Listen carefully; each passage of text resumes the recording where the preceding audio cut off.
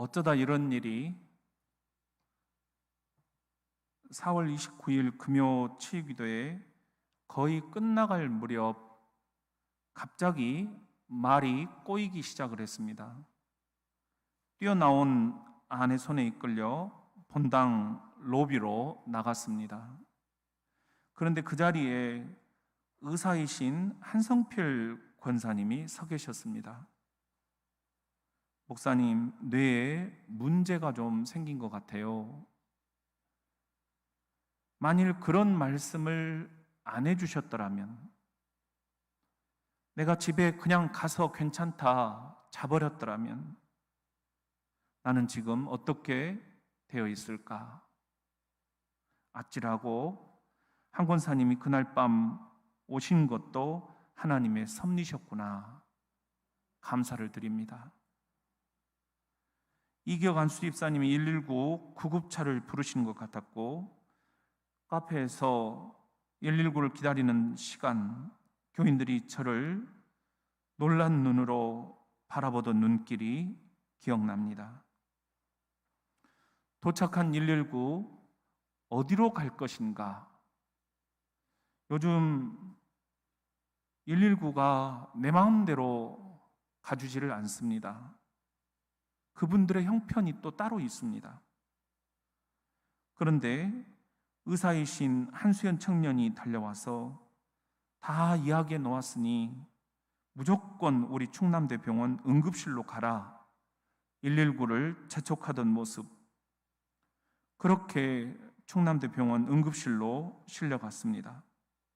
황급히 이곳저곳을 찍어보는 의사들의 다급한 발소리, 한수연 청년이 옆에서 제 아내에게 뭐라고 설명을 해주던 모습, 너무 고마웠습니다. 한수연 청년이 그 밤 뛰어오지 않았더라면, 그것 또한 하나님의 섭리셨구나. 그때부터 지금까지 마치 한여름밤에 꿈을 꾼 것만 같습니다. 어쩌다 이런 일이. 그동안 많은 학자들이 고통에 직면한 사람들의 심리 변화를 말을 해왔습니다. 가장 유명한 학자가 엘리자베스 퀴블러 로스입니다.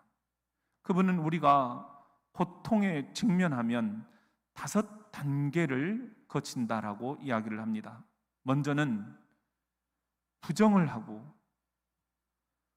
그 다음에는 분노를 하게 되고, 그 다음에는 타협을 하게 되고, 그 다음에는 우울에 빠지고, 그리고 나서 마지막으로 수용을 어쩔 수 없이 하게 된다. 자기가 말기암 환자들을 호스피스 병동에서 지켜본 결과 대부분 이런 5단계를 거치게 되더라. 온 세계에 그 연구 결과를 발표를 했습니다. 그것을 여러 번 설교했습니다.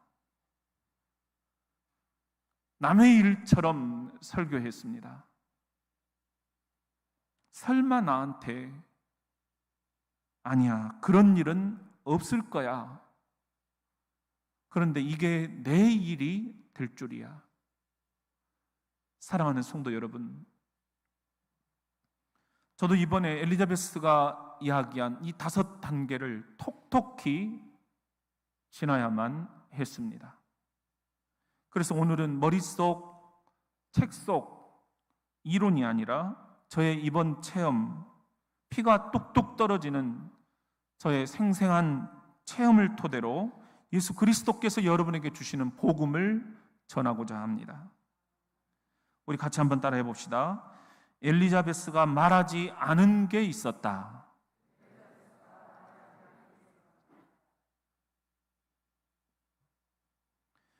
엘리자베스가 말한 5단계, 부정하고 분노하고 타협하고 우울해하고 마침내 수용하게 된다라는 이 5단계. 그런데 이 5단계가 부정의 단계부터 시작되는 거예요. 그런데 제가 겪어보니까 그녀가 말하지 않은 게 있더라고요. 그 전에 훨씬 더 심각한 단계가 저에게는 있었습니다. 제가 겪은 첫 번째 단계는 충격의 단계. 충남대 의사 2분이 저에게 다가오셨습니다. 큰 병원으로 가보시는 것을 추천합니다. 아, 뭔가 심각한 게 있구나. 부랴부랴 서울대병원 응급실로 올라갔습니다. 우리 김진아 안수 집사님과 여러분이 막 연결을 해주셨어요. 하지만 요즘에 그런 게 잘 안 통하잖아요. 무조건 응급실로 갔습니다. 병실이 없었습니다. 자정은 넘어가고 몸이 너무 힘들었습니다. 응급실 바닥에다도 누우려고 했습니다. 어떤 보호자가 안쓰럽다는 듯 자기 차에서 돗자리를 갖다 주시더라고요. 잠을 청했습니다. 이 밤 나는 어떻게 되려나. 다음 날 서울대병원 의사 선생님이 오셔서 폐에도 뭔가 보인다는 거예요. 그런데 긴 주사를 찔러서 생검을 해봐야 되겠는데 폐의 위치가 너무 안 좋다는 거예요. 심장과 너무 가까워서 위험할 수도 있다는 거예요. 안 되겠다라는 말씀. 또다시 어안이 벙벙했습니다. 갈수록 태산, 찾아오는 절망감. 이게 뭐지? 나는 이제 어떻게 되는 거지? 아빠는 내가 반드시 살릴 거야. 옆에서 괴로워하는 아들 손에 이끌려서 연세대 세브란스 병원으로 옮겼습니다. 세브란스 뇌종양 의사 선생님,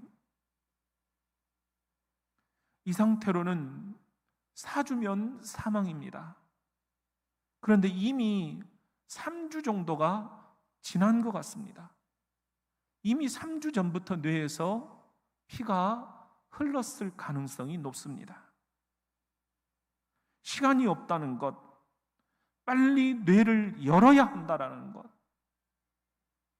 사랑하는 성도 여러분, 이번 일이 터졌을 때 제가 제일 먼저 느낀 건 이렇게 충격 그 자체였습니다. 이게 뭐지? 넋이 나가버렸다. 이렇게 얘기를 해야 될까요? 다윗도 이런 충격의 단계를 겪었더라고요. 시편 88편 16절에 보면은 주님의 불타는 듯한 노여움에 이 몸 짓눌리고 무시무시한 두려움에 무엇이 다 빠져버렸다? 넋이 다 빠져버렸다. 이렇게 체험담을 이야기합니다. 저도 넋이 다 빠져버린 듯 죽음의 그림자가 내게 드리워지고 있다는 공포와 두려움, 이 충격 앞에서 목사라는 껍데기는 정말 종이딱지보다 못했습니다. 우리 같이 한번 따라합시다. 엘리자베스가 맞았다.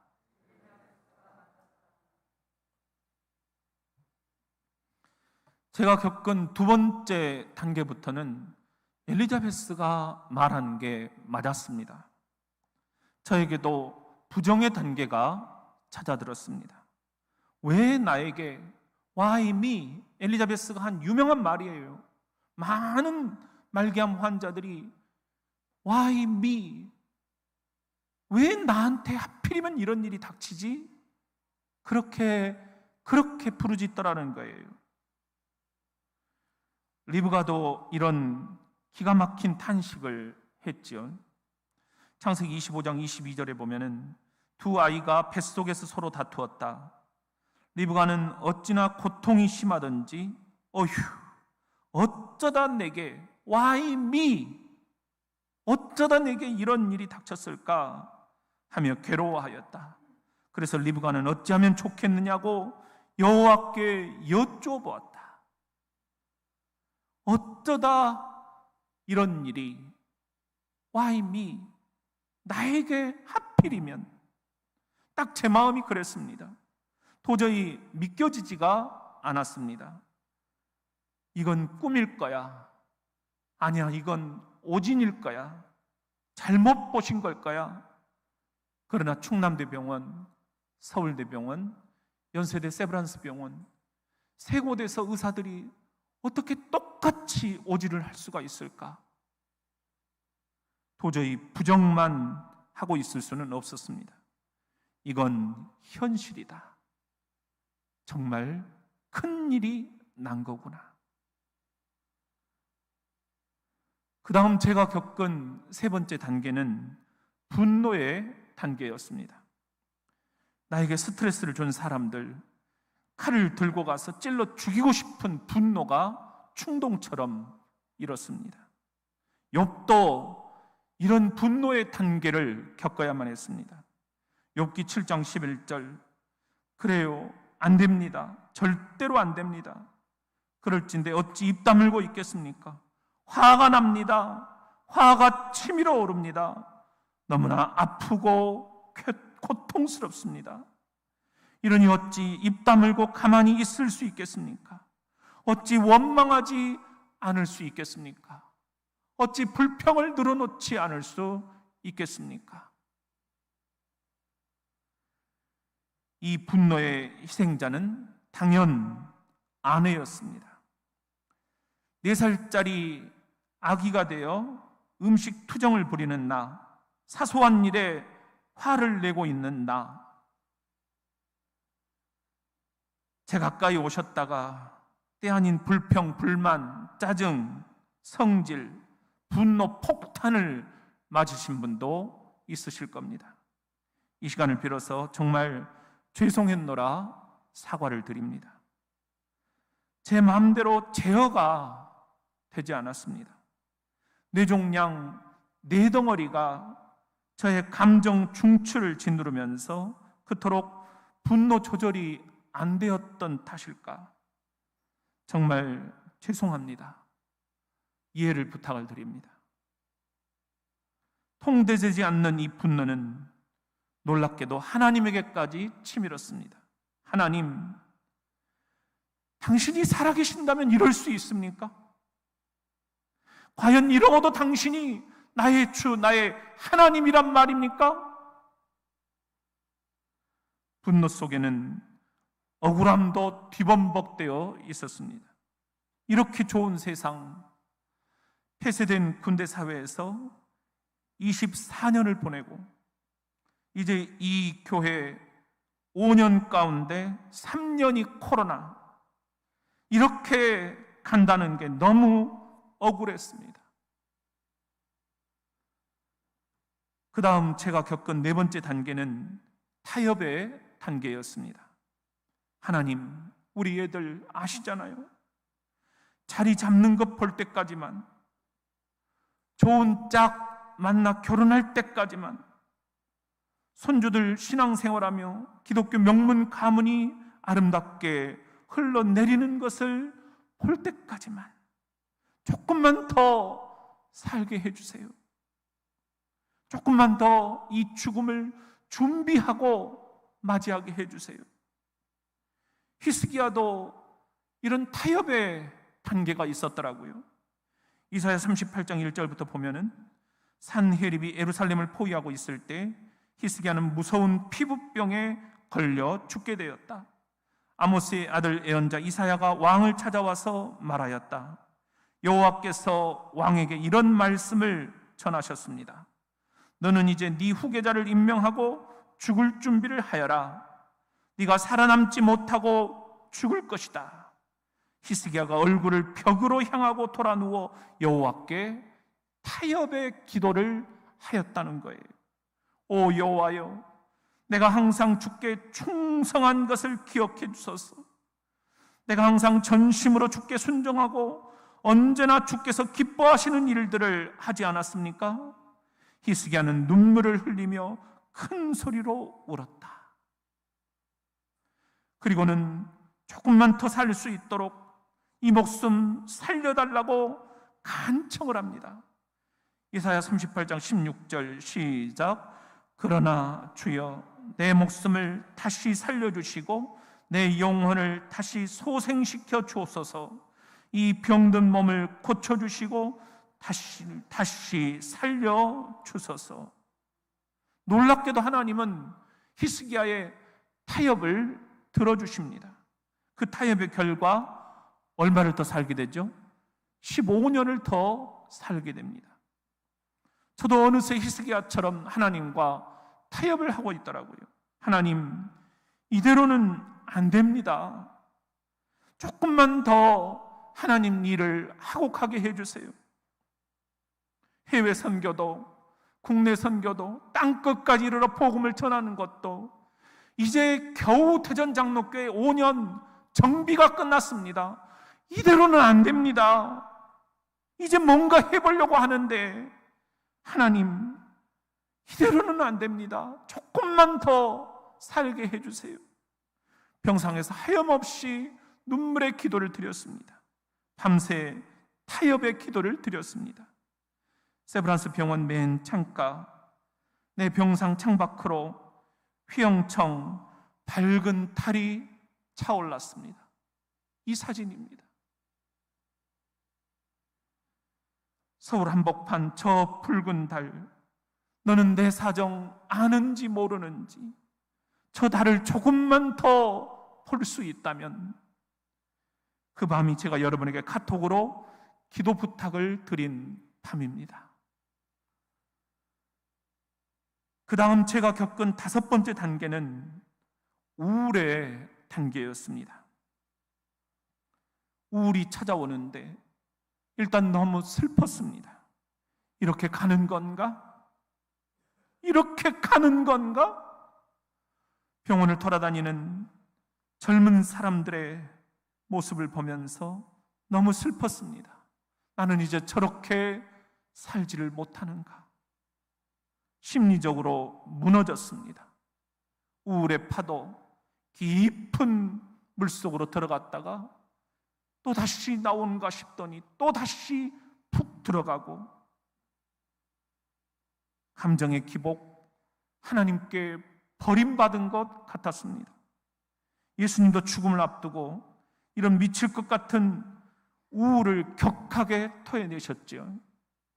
마가복음 15장 34절에 보면은 제9시에 예수께서 크게 소리질러 이르시되 엘리 엘리 라마 사박다니 하시니, 이를 번역하면 시작. 나의 하나님, 나의 하나님, 어찌하여 나를 버리셨나이까 하는 뜻이라. 제 심정도 예수님 심정과 똑같았습니다. 하나님마저 나를 버리셨다. 세상에 이보다 더 외로울 순 없었습니다. 하나님, 이 방법밖에 없으셨나요? 밤새 몸부림을 쳤습니다. 우울 속에는 후회도 뒤섞여 있었습니다. 진즉 내 몸을 좀 잘 돌볼 걸. 그러나 이미 때는 늦었습니다. 그런데 바로 그때 주님께서 이런 음성을 들려주셨습니다.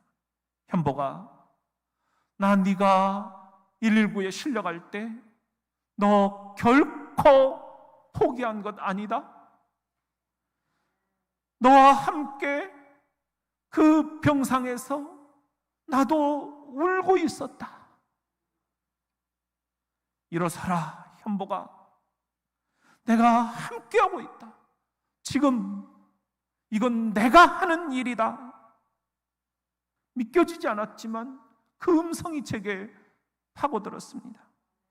그 음성이 들려오는 순간 못난 나 이렇게 우울해하고 있을 수만은 없겠구나. 여기에도 뭔가 하나님의 뜻이 있구나. 자연스럽게 하여 제가 겪은 6번째 단계는 수용의 단계였습니다. 수용하자, 받아들이자. 받아들임, 현실이다 이건. 그래, 받아들이자. 예수님도 이 받아들임, 수용의 단계를 겪으셔야만 했습니다. 누가복음 22장 42절 시작. 이르시되 아버지여 만일 아버지의 뜻이거든 이 잔을 내게서 옮기시옵소서. 그러나 내 원대로 마시옵고 아버지의 원대로 되기를 원하나이다. 우리 같이 한번 따라해 봅시다. 엘리자베스가 놓친 게 더 있었다.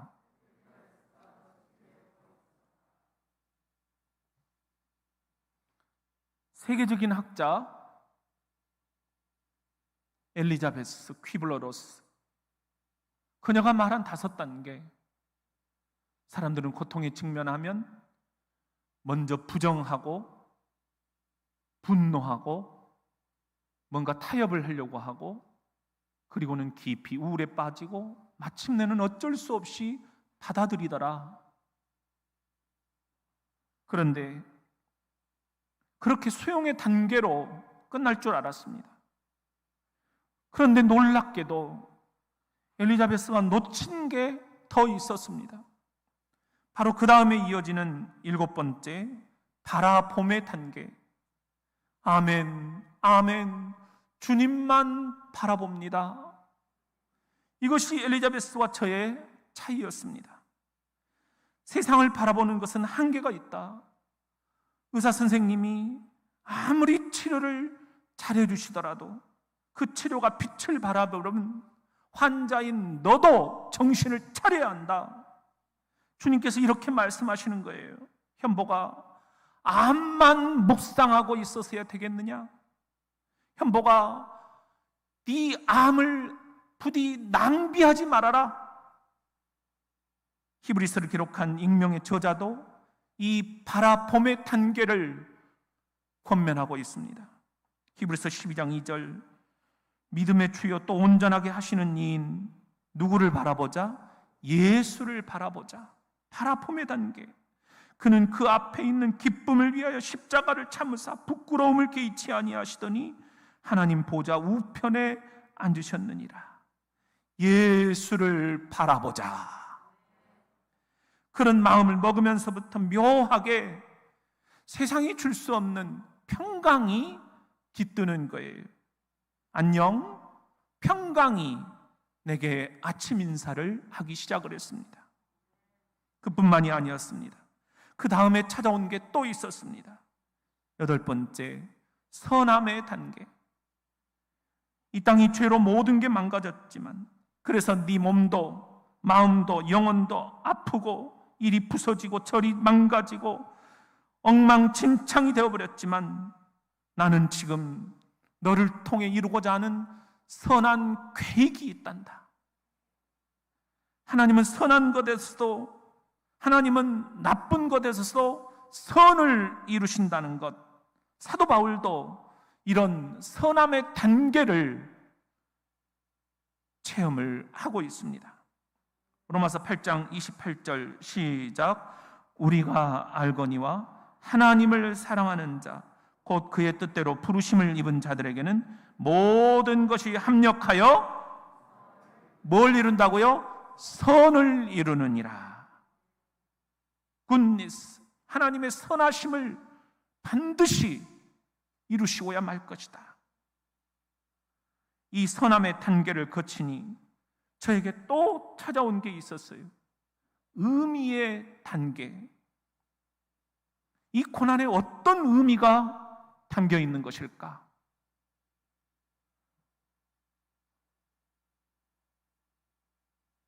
하나님께서 이렇게 말씀을 하시는 거예요. 의미 없는 고난은 없다. 의미 없는 암도 없다. 네가 당하는 이 고난을 통해서 이제 너는 책이 아니라, 이론이 아니라 생생한 간증, 생생한 설교를 할 수 있게 되었다. 고난의 의미를 저에게 부여해 주셨어요. 이 의미를 부여잡으니까 눈꺼풀에 비늘이 벗겨져 나갔습니다. 사도 바울처럼. 사도 바울도 고난의 의미를 추구하는 단계가 있었던 거죠. 빌립보서 3장 10절, 나는 지금 모든 것을 다 내던졌습니다. 내가 바라는 것은 다만 참으로 그리스도를 알고 그리스도를 다시 살리신 전능한 능력을 체험하고 그리스도와 함께 고난을 당하고 그리스도와 함께 죽는다는 것이 무엇을 의미하는가를 아는 일입니다. 무엇을 의미하는가? 저에게 찾아온 의미의 단계는 이제 또다시 10번째 유익의 단계로 이어졌습니다. 이 암도 하나님이 주신 것, 하나님이 주신 것은 버릴 게 하나도 없다. 하나님이 이 암도 유익하게 쓰실 수 있다. 두렵지만 기대도 되었습니다. 시편 시인도 이렇게 고난이 유익이 될 수 있음을 깨닫는 단계가 있었습니다. 시편 119편 71절 시작. 고난당한 것이 내게 유익이라 이로 말미암아 내가 주의 율례들을 배우게 되었나이다. 이제 하나님의 말씀의 의미를, 그동안 성경에서 스쳐 지나갔던 말씀의 뜻들을 내가 이제 생생하게 온몸으로 알게 되었다. 고난이 내게 유익이 되었다. 유익의 단계를 지나자 저에게 찾아온 것은 11번째 감사의 단계였습니다. 회진을 오신 의사 선생님이 저를 바라보셨어요. 제가 질문을 했어요. 여기 머리에 이렇게 주먹만하게 붓기가 빠지질 않는데 왜 이럴까요? 어지러운데 왜 이럴까요? 의사 선생님이 사주면 사망할 사람 살려줬더니 감사를 모른다는 듯 쳐다보셨어요. 부끄럽더라고요.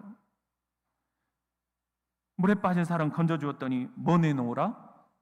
보따리 내놓으라는 심보를. 내가 이렇게 미숙하구나. 내가 이렇게 감사를 모르는구나. 말로만 설교했구나. 복음을 전하느라 수많은 고난을 겪어야 했던 사도 바울도 이 감사의 단계로 반드시 나가야 된다 말합니다. 데살로니가전서 5장 18절 어떤 처지에 있든 뭐하는 마음? 감사하는 마음을 잊지 마십시오. 이것은 하나님께서 그리스도 예수를 믿는 여러분에게 바라시는 뜻입니다. 감사의 단계를 통과하자 저에게 찾아온 게 또 있었습니다. 12번째 희망의 단계. 평상에서 유튜브를 열면 저에게 희망은 1도 없었습니다. 하나를 보면 자동으로 알고리즘이 생성이 돼서 계속 절망적인 유튜브가 올라왔습니다. 누구도 희망을 이야기하지 않았습니다. 우리는 왜 희망을 말하지 않는 걸까? 정신이 번쩍 들었습니다. 나는 그리스도를 따르는 그리스도인이 아닌가? 그것도 희망을 전하는 목사가 아닌가? 그런데 나는 성경책은 제쳐두고 유튜브만 보고 있으니 얼마나 한심한가? 사도 바울도 우리 인생들이 고난을 겪게 된다. 그것이 인생이다. 그런데 이 고난을 털고 일어나야 된다. 그리고 희망을 붙잡아야 된다. 힘주어 말하고 있습니다.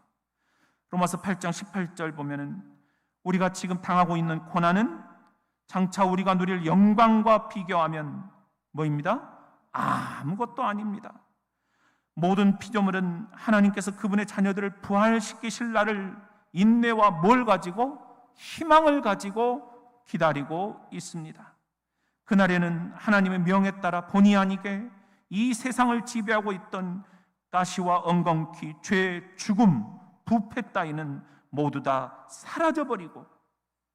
사라져버리고 우리는 영광스러운 해방을 맞아 하나님의 자녀들이 누리는 뭘? 즐거움을 누리게 될 것입니다. 동물이나 식물과 같은 자연계의 생물까지도 이 위대한 사건을 기다리면서 병과 죽음의 고통을 참아내고 있다는 것을 우리는 압니다. 성령을 받고 장래의 영광을 미리 맛본 그리스도인조차도 고통과 고난에 놓여 나기 위해 신음하며 하나님의 자녀로서 완전한 권리를 받게 될 날을 고대하고 있습니다. 그날에는 하나님께서 우리에게 약속하신 대로 두 번 다시 병에 걸리지도 죽지도 않을 새 몸을 주실 것입니다. 그때 주님께서 저에게 보여주신 사진이 있어요. 전쟁통에 화재로 다 타버린 폐허 속에서 피어나는 한 송이 꽃. 이 희망의 꽃을 보여주셨어요. 그 순간 제 가슴에 희망이 꽃피기 시작을 했습니다. 마주 앉아 식사 기도를 드리기 위해 두 손을 모은 아내가 이렇게 기도를 하는 거예요. 주님, 우리 부부에게 어제보다 더 나은 오늘을 주셔서 감사합니다. 이제 오늘보다 더 나은 내일이 되게 하옵소서. 아멘, 아멘 했더니 저에게 찾아온 마지막 13번째 단계가 있었습니다. 소명의 단계. 이것도 엘리자베스가 놓치고 있는 거였습니다. 어떻게 세계적인 학자가 이런 것들을 말하지 않을까? 하나님이 구약의 예언자들을 부르셨던 그 소명, 예수님이 신약의 제자들을 부르셨던 그 소명, 성령님이 지금 나를 그 소명의 자리로 부르고 계셨습니다. 현보가, 내가 네 망가진 몸을 메시지로 쓰겠다. 설교거리로 쓰겠다. 동병상련의 간증자로 쓰겠다. 수많은 장애인과 수많은 중독자와 수많은 암 친구들에게 영혼의 친구, 소울 프렌드가 되게 하겠다. 나를 부르시는 그 소명, 병상 위에 가슴을 뜨겁게 부여안고 울었습니다.